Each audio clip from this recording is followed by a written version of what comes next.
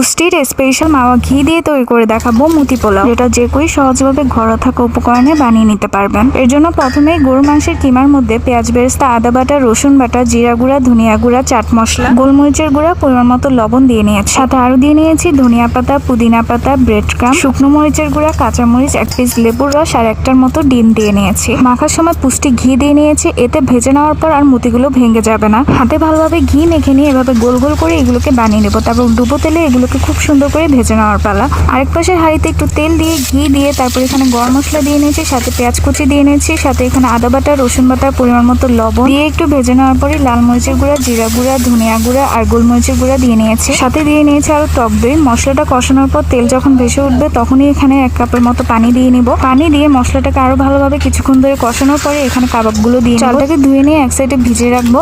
সাথে এখন কাবাবগুলোকে গ্রেভি থেকে উঠিয়ে নিব। এক সাইডে গ্রেভি থেকে উঠিয়ে নেওয়ার পরে গ্রেভির মধ্যে এখানে আমরা চালটাকে দিয়ে চালটা ভেজে নিব। সাথে এখানে গরম পানি দিয়ে নিয়েছি চাল সেদ্ধ হওয়ার জন্য, সাথে পরিমাণ মতো লবণ দিয়ে নিয়েছি। পোলাওটা হয়ে যাওয়ার পরে এখানে কাবাবগুলো দিয়ে নিয়েছি। গার্নিশিং এর জন্য ধনিয়া পাতা, পুদিনা পাতা, ঘি আর পেঁয়াজ বেরেস্তা দিয়ে একটু নাড়িয়ে এটাকে নামিয়ে নিব। চলছে কিন্তু পুষ্টির কন্টেস্ট। ঘি দিয়ে বানানো আপনার ঈদ স্পেশাল রেসিপি দিয়েও কিন্তু আপনিও আমার মতো এই কন্টেস্টে অংশগ্রহণ করতে পারেন।